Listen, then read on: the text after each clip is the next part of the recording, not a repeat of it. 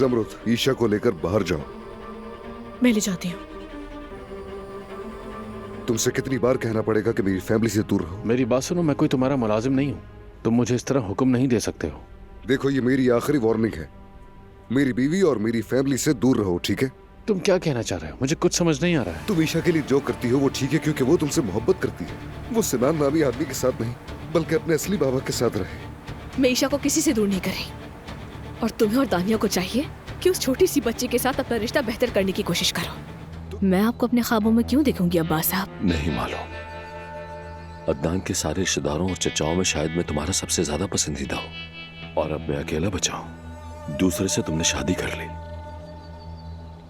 मुझे अपने बाबा की खबर मिली। मुझे उनके पास गांव जाना है। तुम्हें तो बाबा के पास जाना था ना, यहाँ क्यों आए? ये बताइए हम कहाँ हैं अब्बास साहब? मुझे नहीं मालूम कहाँ है। तो मैं याद दिलाती हूँ आपको। ये वही जगह है जहाँ तुमने मुझे अपनी गाड़ी से मारा था अब्बास का बेईमान।